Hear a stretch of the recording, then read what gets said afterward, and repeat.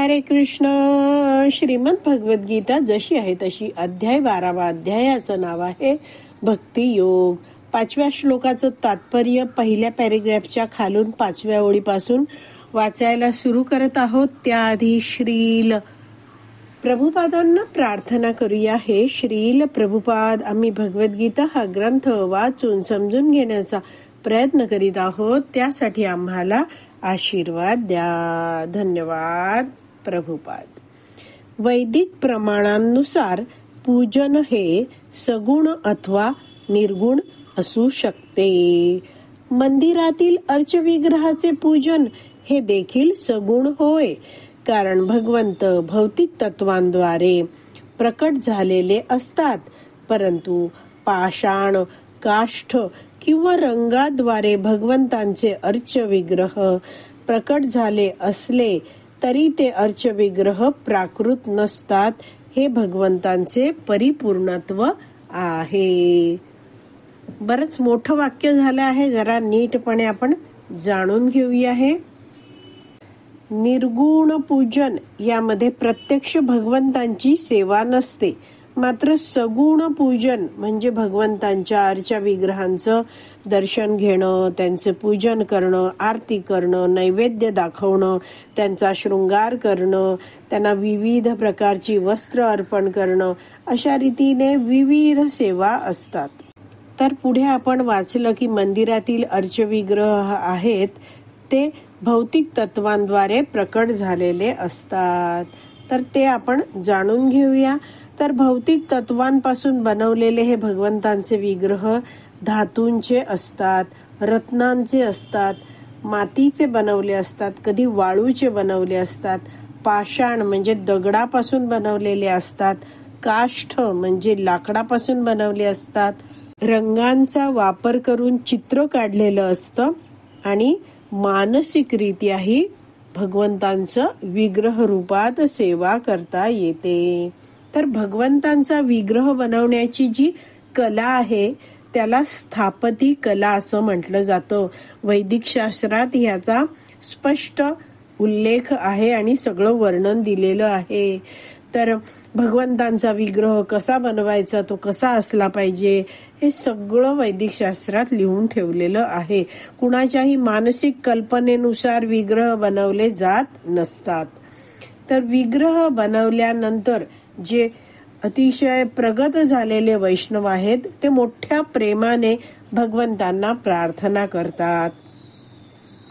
वैदिक साहित्यात सांगितल्यानुसार हे जे सगळे विधी आहेत ते करून भगवंतांना त्या विग्रहांमध्ये प्रवेश करण्यासाठी खास आवाहन केलं जातं, प्रार्थना केल्या जातात. आणि मग भगवंत भक्तांची सेवा स्वीकारण्यासाठी आणि सगळ्यांवर कृपा करण्यासाठी मोठ्या कृपेने त्या विग्रहामध्ये प्रवेश करतात. अशा प्रकारे त्या विग्रहाचे पूजन, अर्चन, सेवा सुरू केली जाते. साक्षात भगवंतांनी त्यामध्ये प्रवेश केल्याने ते अर्चविग्रह आता भौतिक नाहीयेत, पूर्णपणे दिव्य आध्यात्मिक बनलेले आहेत. श्रीकृष्ण हे पूर्ण पुरुषोत्तम भगवान आहेत आणि आपल्या भक्तांबरोबर आदान प्रदान करण्यासाठी ते या अर्चविग्रहात उपस्थित राहतात. तर हे भगवंतांचं परिपूर्णत्व आहे. भगवंत काहीही करू शकतात, त्यांच्यात अचिंत्य शक्ती आहेत. चैतन्य चरितामृत ग्रंथामध्ये अर्चा विग्रहांबद्दल उल्लेख दिला आहे. प्रतिमा नाही तुम्ही, साक्षात व्रजेंद्र नंदन. हे भगवंता, तुमचे अर्चविग्रह माझ्या समोर आहेत. ही कोणती प्रतिमा नाहीये, तर तुम्ही साक्षात आहात व्रजेंद्र नंदन. व्रजचा इंद्र म्हणजे व्रजभूमीचे राजा आहेत नंद बाबा, नंद महाराज, आणि त्यांचे नंदन त्यांचा पुत्र म्हणजे कोण तुम्ही आहात, हे भगवंता श्री कृष्ण आहात. तर अशा प्रकारे आपण हा पहिला पॅरेग्राफ आहे ते वाचून पूर्ण केला आहे. आणि भगवंतांचं परिपूर्णत्व कशात आहे, कशा रीतीने भगवंत अचिंत्य शक्ती दाखवून आपल्या अर्च विग्रहात प्रकट होतात हे आपण जाणून घेतलं आहे. आता आपण पुढे वाचूया. या ठिकाणी एखादे स्थूल उदाहरण देता येईल. आपल्याला रस्त्यावर काही टपाल पेट्या दिसतात. आपण जर त्यात आपली पत्रे टाकली तर ती साहजिकच विना अडचण आपल्या इष्टस्थळी जाऊन पोहोचतात. परंतु टपाल खात्याने अधिकृत न केलेली कोणतीही पेटी अथवा नकली पेटी आपल्याला आढळली तर त्या पेटीद्वारे उपर्युक्त कार्य होऊ शकत नाही. तर पोस्ट डिपार्टमेंट द्वारा ही लावलेली जी लाल पेटी आहे त्यात पत्र टाकलं तर व्यवस्थितरित्या त्या पोस्ट डिपार्टमेंट द्वारा ते गोळा केलं जातं आणि त्या योग्य अशा ठिकाणी आपण जिथे पत्ता लिहिलाय तिथे ते पोहोचवलं जातं. पण रस्त्यावरचा एखादा दुसराच लाल डबा आहे किंवा प्रत्येक लाल डबा आहे तो असं पत्र त्यात टाकलं तर तो लाल डबा आपलं कार्य करू शकणार नाही.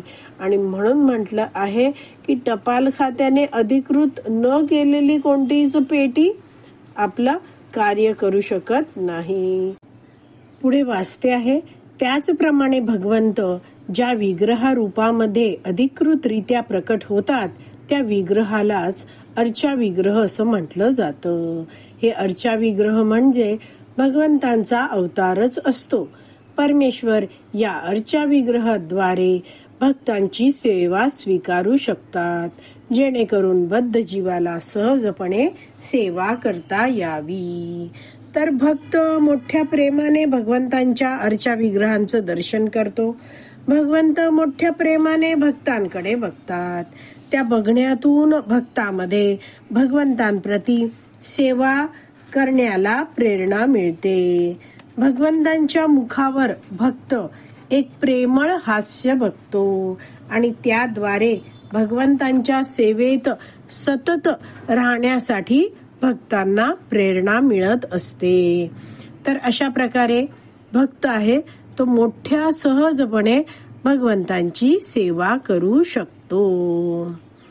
श्रील प्रभुपाद प्रवचनात समजवतात की रस्त्यावरील विक्रेत्याकडून जेव्हा एखादा व्यक्ती कागदावर सामोसा घेतो तर त्या सामोस्यातील तेलामुळे तो कागद तेलकट होतो आणि मग तो कागद फेकला जातो.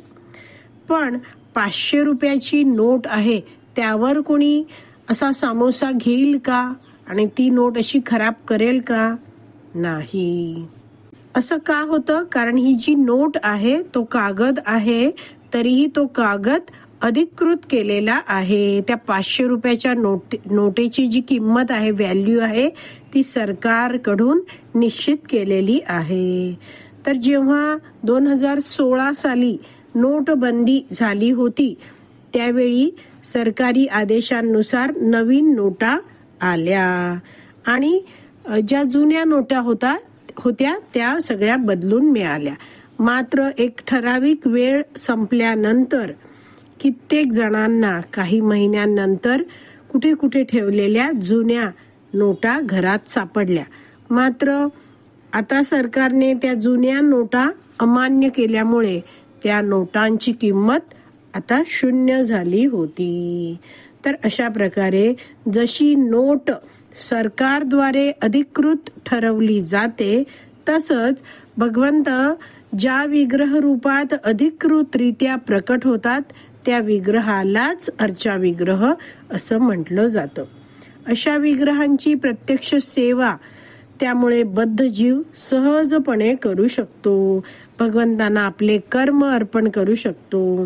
मंदिरांमध्ये अर्चा विग्रहांची सेवा होते. अनेक साऱ्या भक्तांच्या घरात सुद्धा भगवंतांच्या अर्चा विग्रहांची मोठ्या प्रेमाने प्रेम प्रतिष्ठा केली जाते. त्यांची सेवा सर्व कुटुंबीय करत असतात. हे जे घर आहे त्या घराच्या प्रत्येक कार्याचा केंद्रबिंदू भगवंत बनतात. तर अशा सेवेने भक्त आहे तो आपलं जीवन सफल करू शकतो आणि भगवंतांच्या धामात परत जाऊ शकतो. भगवान श्रीकृष्णांकडे जाऊ शकतो. तर अशा प्रकारे आज आपण हे वाचन आपलं झालं आहे. आज विराम द्यायची वेळ झाली आहे. आज आपण इथेच विराम देऊया. श्रीमद भगवद गीता की जय.